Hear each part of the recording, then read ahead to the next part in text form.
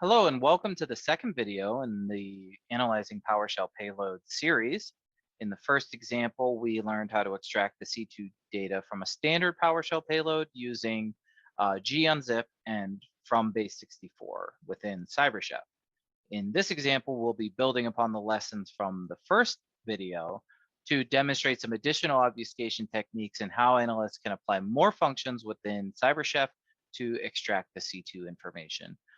Again, I understand that there are various different ways to go about this to get the same data. This is just the way that I learned when I was first getting into it, and it was easy for me to understand, so that's the way I'm going to demonstrate it. Here we can see our sample actually comes from the Windows event log. This specifically is Windows Event ID 7045, which is massively important to defenders and incident responders. I wrote a blog about this on securityintelligence.com. Feel free to read it if you want to learn more about this. But here we can see that we have PowerShell running. We saw all of this before in the first one, and it's just telling PowerShell to start is hidden. And here's our next keyword that we want to tuck away in our belt of keywords. Dash encoded command tells PowerShell that the following information should be considered base64 data. So we can assume that every time we see that dash encoded command, we are going to assume that the data is base64. And from the previous example, we know that base64 we're going to apply from base64 in the CyberChef utility. Just like the first example, the first thing we're going to do is grab that base64 data with a regular expression so it's easy to work with and walk back. Remember, we changed this to list matches. And now we're going to do our from base64. We do that, we can see that, oh, this is sort of human readable. I can make out words like new object, IO, memory stream, and then convert from base64 string. That's a keyword from our first example. But I have all these dots, and what these are representations of null bytes. And the cool thing about CyberChef is that it has a remove null bytes function. So we can do this just to clean this up. Double click on this guy, and now everything looks a lot cleaner. If we start through here, we get to our keyword again from base64 string. So we know everything in between these parentheses is going to be considered base64 data, and we know how to handle that. Here we see IEX, which is invoke expression, the shorthand version, which means run this as an expression. Going through, and we get to our other keyword, gzip, stream and decompress. So we know how to handle this exactly from the first one. We know that this means I got to do a from base64 and G unzip, right? So start from your obfuscated data and work our way outwards. So we want to grab this base64 again. So we're going to do another regular expression, same as before. List that out, and then from base64, and then we're going to do our G unzip.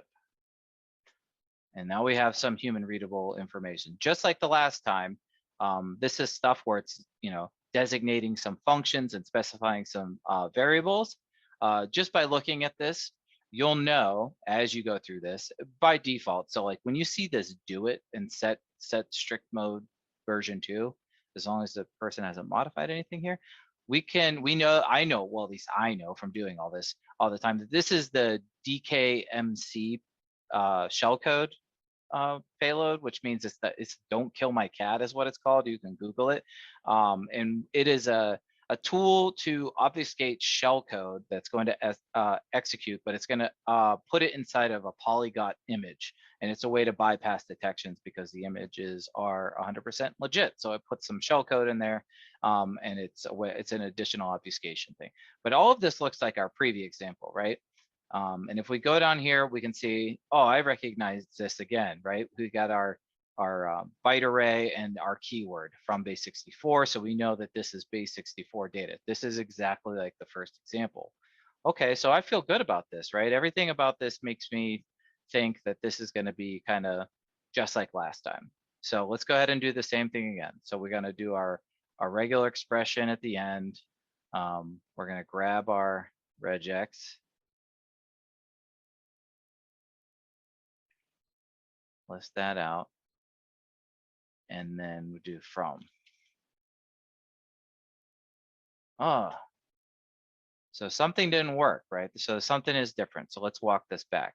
Another reason why I like to do the regexes and why CyberChef is so good is I can easily kind of just walk this back. So let's go down here even further. Here's our next bit of, or our next keyword is this BXOR right here. So we know from this that there's a XOR being applied to this as a, you know, for every, it loops through and it says for every one of these, you know, items within this byte array, apply this XOR function. And the key is 35. So remember I mentioned before in the first video is like typically everything, all the information you need to deobfuscate the data is contained within the payload itself. So they are giving you, the key is defined here as 35. So we can apply this. So what we're going to do is undo that. We're going to undo this, and then we're going to do add an XOR, and our key is 35. I'll change this to decimal, and here we go again. Payload looks the same. Here's our user agent string that is defined, and here is our C2 domain right there at the end. So that is how you extract the C2 information from a PowerShell obfuscated payload that is using an XOR function to add an additional layer of obfuscation.